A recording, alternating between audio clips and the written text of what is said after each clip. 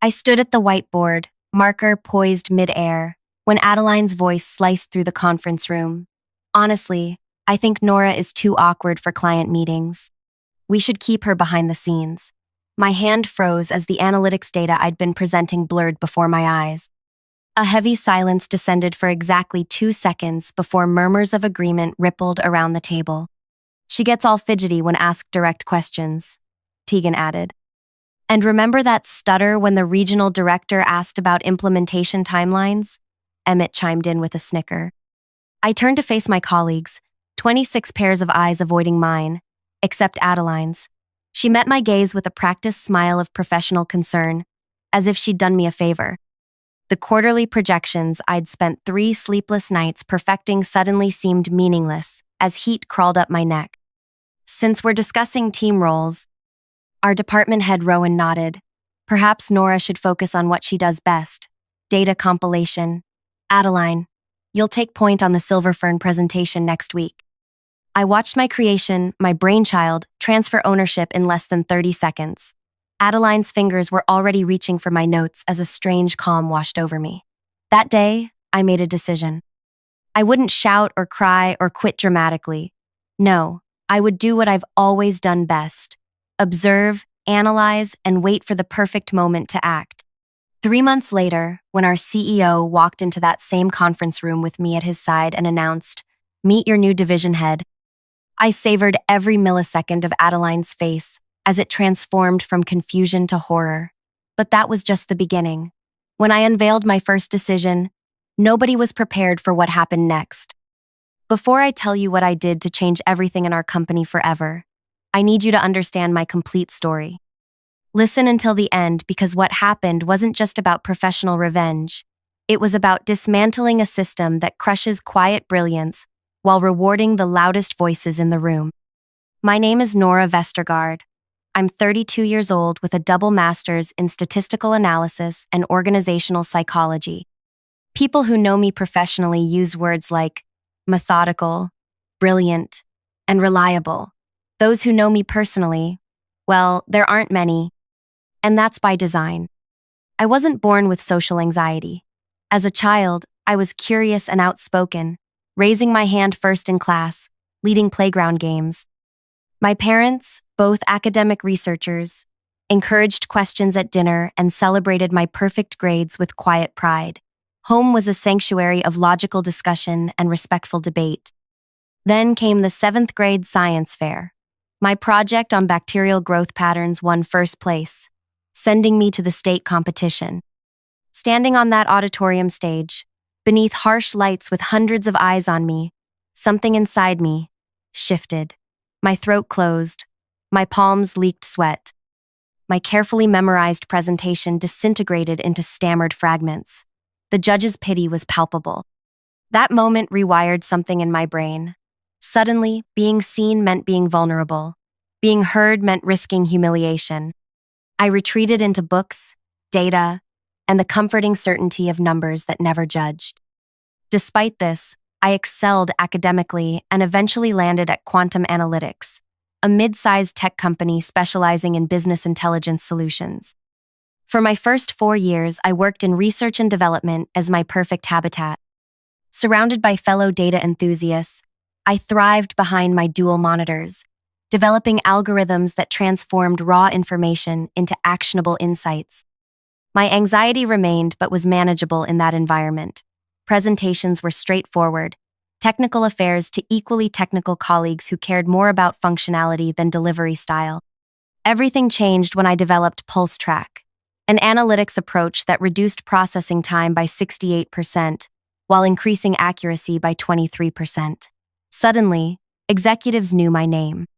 Marketing wanted to feature me in promotional materials. Clients requested meetings with the genius behind PulseTrack. The company recognized my innovation by promoting me to the Business Solutions Division, a customer-facing department where my technical expertise would add tremendous value. What they didn't consider was how this environment would affect someone like me. That's where I met Adeline Palmer. From the moment I arrived, Adeline seemed fascinated by me. She asked about my methods, my background, my thinking process. Initially, I thought I'd found an ally, someone who appreciated the work behind the algorithms. I shared everything, explaining complex technical concepts in detail, flattered by her interest. Within weeks, I noticed a pattern. Ideas I discussed with Adeline would appear in her presentations, simplified, repackaged, but unmistakably mine. When I tentatively mentioned this during a coffee break, she laughed. "Oh, Nora, that's how business works. Ideas need proper packaging to sell. You're brilliant with the technical stuff, but clients need someone who speaks their language." Her condescension stung, but I retreated rather than confronted. This is where my social anxiety became her greatest weapon and my greatest weakness. In meetings, when I tried to speak, my voice would grow quiet, my words tangling. Adeline developed a habit of helping me. What Nora is trying to say is, let me translate Nora's tech speak. I think what our number whisperer means is, each intervention reinforced the narrative. Nora has the brains, but Adeline has the presence. Nora creates, Adeline communicates. Nora works, Adeline shines. Our department head, Rowan, seemed to accept this dynamic without question. Why wouldn't he? It was convenient. The work got done. The clients were happy. The systems functioned. For 6 months, I watched as my contributions were systematically minimized. When executives visited, I'd mysteriously receive urgent background tasks that required immediate attention. Client meetings would be scheduled during my pre-approved therapy appointments. My research appeared in presentations with attribution to the team, rather than to me specifically. The most painful part? I began to believe I deserved this treatment. Maybe I was too awkward. Maybe client-facing roles weren't for people like me. Maybe my value was limited to behind-the-scenes work. Then came the Silver Fern project, an opportunity to revolutionize inventory management for a major retail chain. For weeks, I developed a custom algorithm that could predict supply chain disruptions before they occurred. I created visualization tools that made complex data accessible at a glance. I built something revolutionary. The morning of our team's internal review, the weekly huddle where Adeline announced I was too awkward for client meetings, was supposed to be my moment to at least present my work to my peers. Instead, it became my public humiliation. That night, I sat in my apartment surrounded by empty tea mugs, staring at my computer screen. But instead of working on the project that had just been taken from me, I opened a new spreadsheet. Column A, date. Column B, meeting. Column C, my contribution. Column D, who received credit. Column E, outcome. I started with that day and worked backward, documenting every instance over the past 6 months. The pattern was undeniable. The data told a story more compelling than any emotional outburst could. Then I added more columns. Column F, company benefit from my contribution. Column G, estimated revenue impact. Column H, innovation opportunity cost when my ideas were delayed or diluted. By 3 a.m., I had created something unexpected, an organizational efficiency analysis showing how inclusion patterns affected innovation outcomes. The data revealed that when diverse voices, particularly quieter ones, were included in decision-making, project success rates increased by 42%. When ideas were attributed properly, innovation accelerated. I wasn't just documenting my personal grievances. I was exposing a systemic issue that cost the company millions in missed opportunities. 2 weeks later, working late again, I heard footsteps in the otherwise empty office. Looking up, I saw our CEO, Elliot, standing by my desk, eyes fixed on my monitor. "That's an interesting visualization," he said. "What am I looking at?" Time stopped. My heart hammered. The CEO was speaking to me directly for the first time since my onboarding 3 years ago. The familiar tightness gripped my throat. But something else happened simultaneously, a calm certainty that this moment mattered more than my fear. "It's an organizational efficiency analysis," I said, my voice quiet but steady. "I'm tracking how inclusion patterns affect innovation outcomes." To my surprise, he pulled up a chair.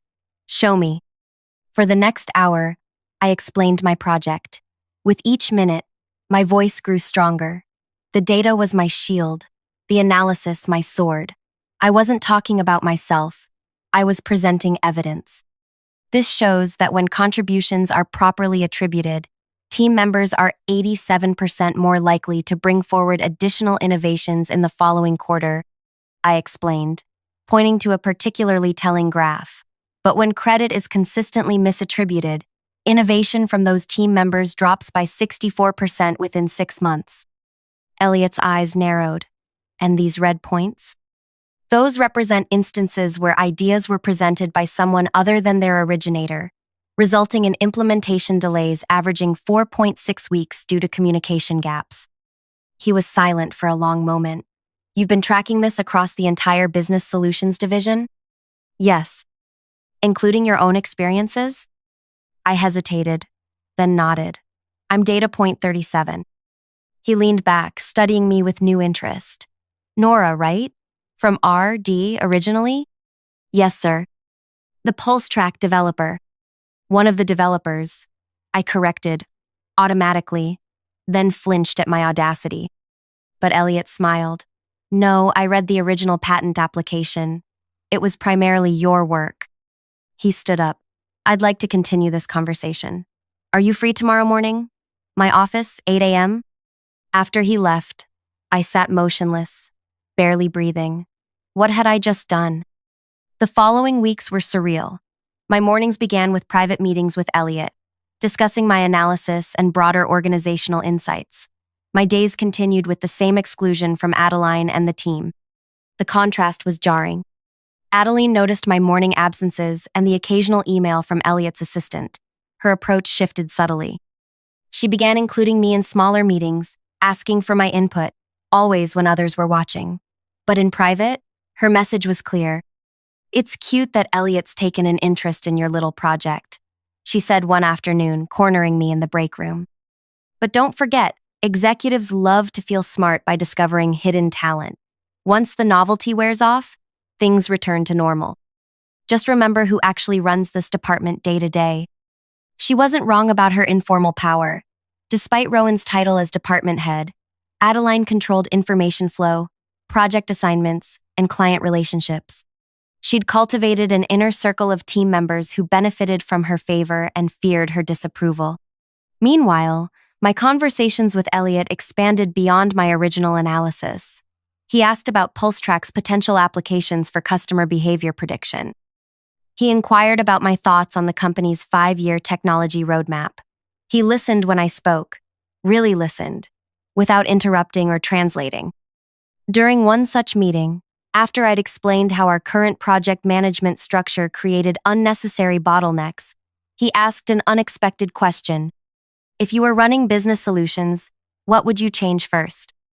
The question startled me. I'm not qualified to. Humor me, he said, hypothetically. So I told him about blind project reviews, where ideas would be evaluated without knowing their source, about balanced representation in client meetings, about performance metrics that rewarded collaboration rather than showmanship. Interesting, he said when I finished. Very interesting. 2 days later, Adeline escalated her campaign. During our weekly huddle, as I attempted to present updated analytics from the Silverfern project, she interrupted. Let's be honest about something, she announced to the room. Some people are workhorses, others are show horses. Both have value, but everyone needs to know their place. Her eyes locked with mine. Nora, your quarterly analysis is excellent as always, but perhaps we should have Tegan present these findings to the client tomorrow. Your strengths are clearly in preparation, not presentation. The room grew uncomfortable. A few people shifted in their seats. Others studied their notepads intently. Actually, I said, my voice barely audible, I'd like to present my own findings. The silence that followed was deafening. Adeline recovered quickly. I admire your enthusiasm, but client relationships are delicate.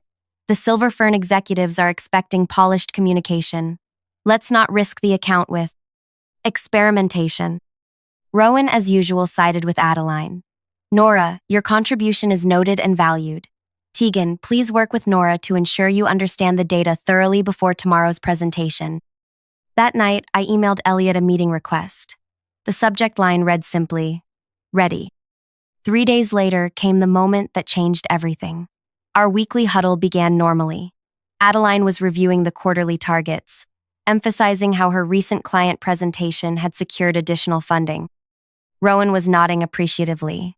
The usual suspects were making the usual supportive comments. Then the conference room door opened, and Elliot walked in. Conversations halted mid-sentence. He never attended department huddles. I stood beside him, hands clasped to stop their trembling.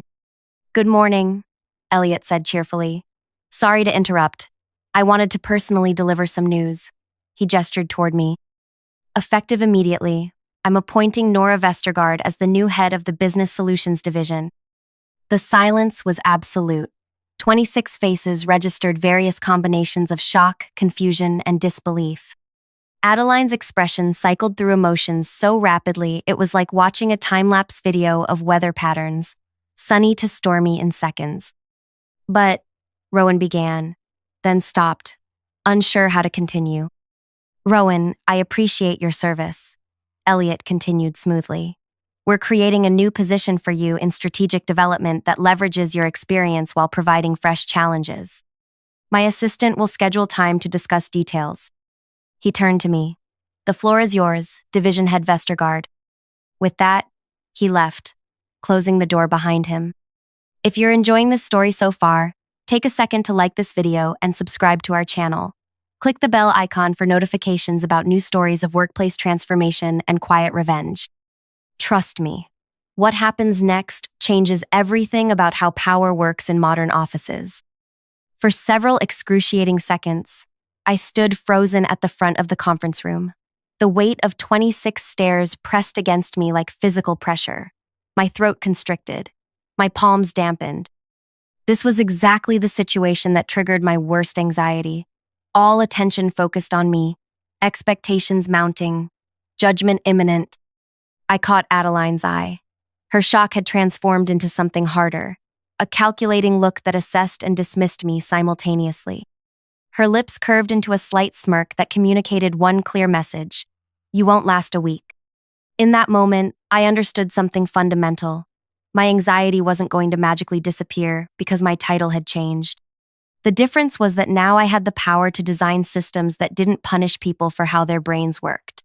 "Thank you all for your patience," I began, my voice quieter than I would have liked but steady. "I know this comes as a surprise." "That's an understatement," Adeline interjected with a brittle laugh. "Congratulations, Nora. What an unexpected development."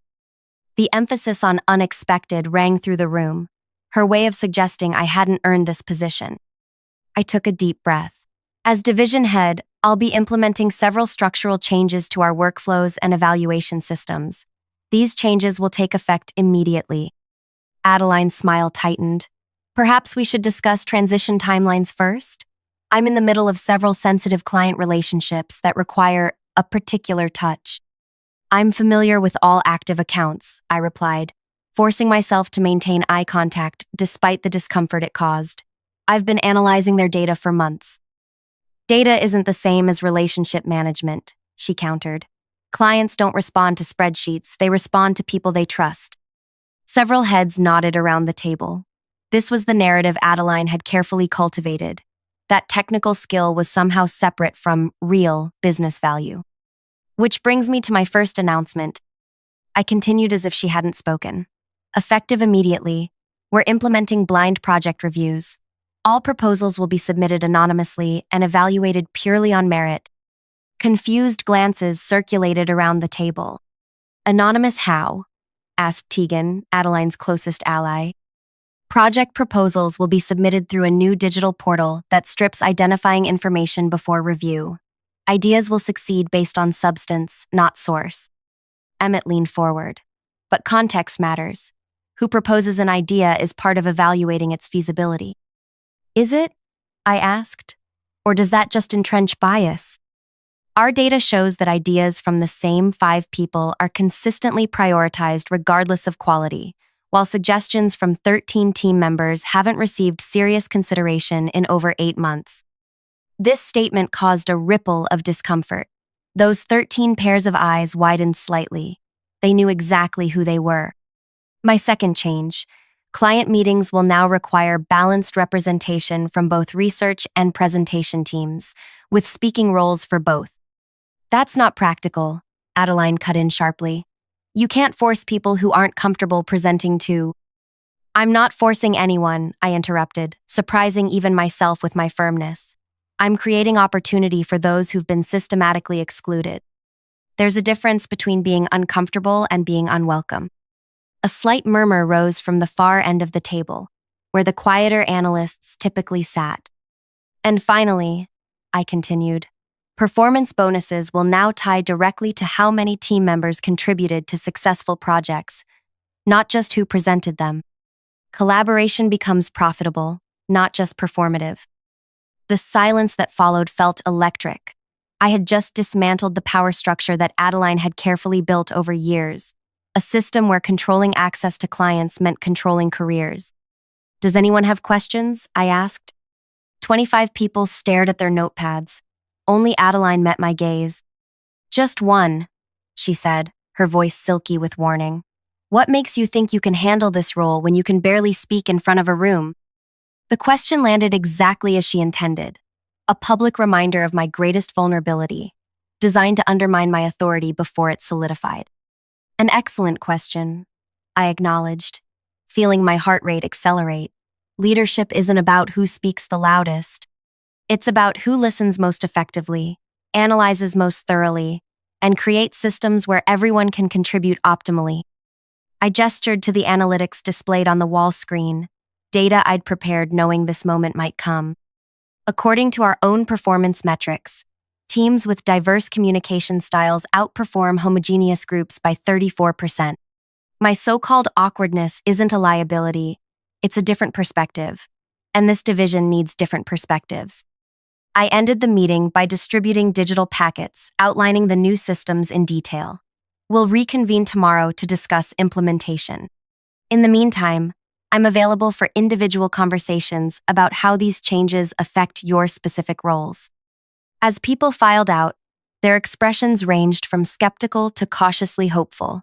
Only Adeline remained seated, tapping her finger against her coffee cup. When we were alone, she spoke quietly. Clever performance, but we both know what's happening here.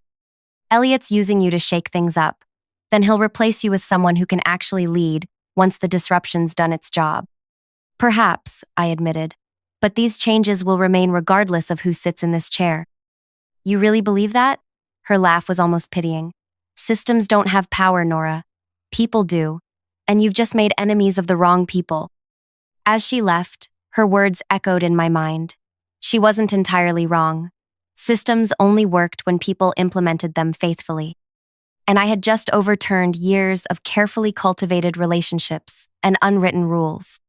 The following weeks tested every ounce of my resolve. The resistance came in many forms. First came the procedural stonewalling. Reports that should have taken hours suddenly required days. Data that had always been accessible became mysteriously corrupted. The blind review portal experienced technical difficulties that delayed project evaluations. Then came the social isolation. Conversations stopped when I entered rooms. Lunch invitations extended to everyone except me. Even team members who benefited from the new systems kept their distance, afraid of being associated with the division's controversial new head. Most challenging was the client sabotage. Adeline began contacting clients directly, circumventing proper channels to suggest that recent management changes might affect project quality. Several clients requested calls to discuss concerns about timeline impacts. I had anticipated resistance, but the reality still stung. Each night, I returned to my apartment exhausted, questioning whether I had made a terrible mistake. My anxiety, always simmering beneath the surface, threatened to boil over completely. But I had one advantage Adeline hadn't considered. Data doesn't lie. While the social battleground proved challenging, the blind review system began producing undeniable results. Projects moved forward faster, without the politics of whose idea deserved priority. Ideas that would have been dismissed found champions based on merit. Team members who had been silent for months began contributing innovative solutions. During the third week, something unexpected happened during the Silver Fern client call. Preston, a data analyst who typically remained hidden behind his screens, presented his section of the quarterly review with quiet competence. When the client asked a particularly challenging question about anomaly detection, Preston provided an explanation so clear and insightful that the client requested he be present at all future meetings. "I've never spoken directly to clients before," Preston told me afterward, voice tinged with disbelief. "Adeline always said my communication style was too technical." "Your communication style is exactly what that particular client needed," I replied. "Different audiences require different approaches. That's why diversity in presentation teams matters." Small victories accumulated. The developer team, previously relegated to implementation only, began joining strategy sessions where their technical expertise prevented several potential missteps. Two junior analysts, whose ideas had been consistently overlooked, identified a pattern in the Silver Fern data that ultimately saved the client millions in inventory costs. By the end of the first month, our division's efficiency metrics showed a 17% improvement. By the end of the second month, that number had risen to 29%. Not everyone was pleased with these results. Adeline and her inner circle continued their resistance, now focusing on narrative control. Lucky coincidences and honeymoon effects became their explanations for our improving numbers. During division meetings, they asked pointed questions designed to highlight my social awkwardness rather than discuss substantive issues. I expected Adeline to eventually adjust to the new reality, but she seemed incapable of adapting. Her power had always derived from controlling access and taking credit, both now impossible under the new systems. Without these tools, she struggled to demonstrate value. The turning point came during our quarterly executive review. Elliot and the leadership team sat at the back of the conference room while I presented our division's performance. Despite my racing heart and occasional stumbled word, the data was compelling. Our efficiency metrics, innovation pipeline, and client satisfaction scores all showed significant improvement. When I finished, Adeline raised her hand. "While the numbers are certainly interesting, I think we should acknowledge the strain these changes have placed on team morale and client relationships. Several key accounts have expressed concerns about our new direction." It was a calculated move, suggesting problems with our most valuable assets without providing specifics that could be refuted. "Which accounts specifically?" Elliot asked. Adeline smiled smoothly. "I've had private conversations with several clients who aren't comfortable expressing their concerns formally yet. They value long-standing relationships and don't want to create difficulties." "Interesting," I said, pulling up a new slide. "Because our client feedback metrics show a 24% increase in satisfaction across all accounts. Perhaps we could look at specific client responses?" The screen displayed anonymized but date-stamped client feedback forms showing overwhelmingly positive responses to our new collaborative approach. "Furthermore," I continued, "our employee engagement survey shows that 72% of team members report feeling their contributions are now more valued, compared to 34% 6 months ago." Adeline's expression hardened. "Surveys can be manipulated. Real leadership means understanding the unspoken concerns that people won't put in writing." "I agree completely," I replied, surprising her, "which is why I've been conducting one-on-one conversations with every team member and key client contact over the past 2 months." I nodded to my assistant, who distributed packets containing transcribed feedback themes, with identifying information removed from these conversations. The most consistent theme from these discussions was that people felt previous systems rewarded self-promotion over contribution, resulting in misaligned incentives and wasted potential. Elliot leaned forward. "And how have the new systems addressed this concern?" "By creating multiple pathways for contribution and recognition. Not everyone communicates the same way, but everyone deserves equal opportunity to have their ideas evaluated fairly." After the meeting, Elliot asked me to stay behind. When everyone else had left, he sat beside me rather than across the table. "You've exceeded my expectations, Nora," he said simply. "Thank you," I replied, unsure what else to say. Not everyone would have had the courage to completely redesign a division's operating model within days of taking leadership. I hesitated before responding. I didn't redesign it for courage's sake. I did it because the previous system was demonstrably inefficient and fundamentally unjust. He smiled. Exactly why you were the right choice. After a pause, he added, Adeline has requested a transfer to the East Coast office. The news shouldn't have surprised me, but somehow it did. When? Effective next week. She says she needs a fresh start where her leadership style will be better appreciated. I nodded, feeling a complex mix of emotions. Relief, certainly, but also a strange emptiness. Adeline had been the catalyst for both my greatest professional humiliation and my unexpected rise to leadership. Her absence would remove a significant source of tension, but it also represented the end of a chapter I hadn't finished processing. How do you feel about that? Elliot asked, studying my expression. Honestly, I never wanted her gone. I just wanted systems where people like her couldn't succeed by diminishing others. He nodded thoughtfully. That's why these changes will outlast individual personalities, including yours and mine. You've built something sustainable. In the months that followed, our division continued to evolve. The blind review system expanded to include resource allocation and promotion considerations. The balanced representation requirement for client meetings became standard practice across all departments. The collaborative bonus structure was adopted company-wide. Most importantly, the culture slowly transformed.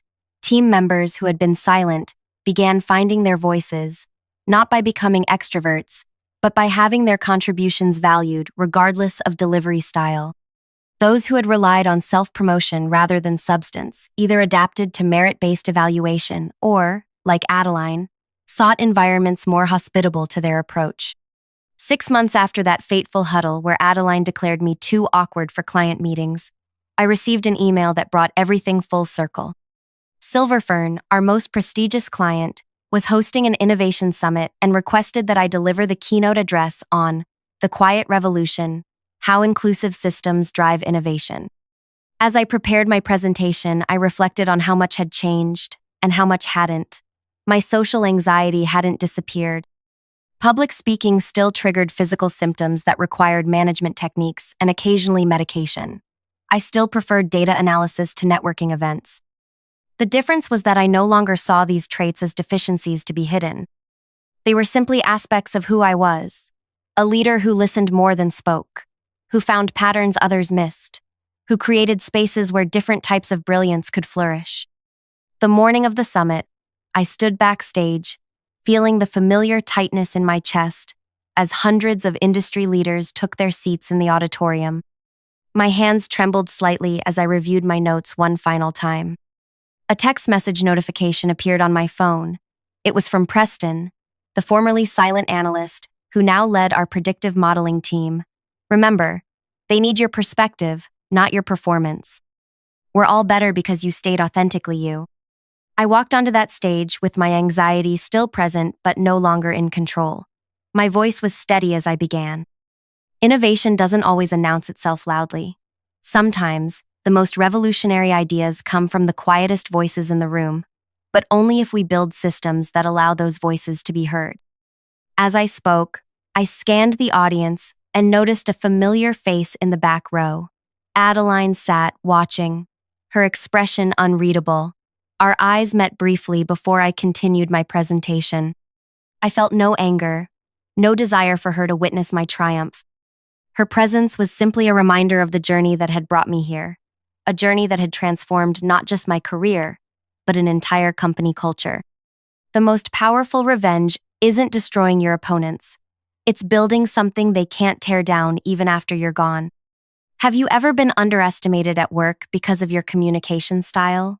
Or have you witnessed someone else's brilliance being overlooked because they didn't fit the traditional leadership mold? Share your experience in the comments below. If this story resonated with you, give it a like and subscribe to our channel for more narratives about workplace transformation and the quiet revolutionaries who change organizations from within. Remember, sometimes the most powerful voices aren't the loudest, but the ones that speak truth through action.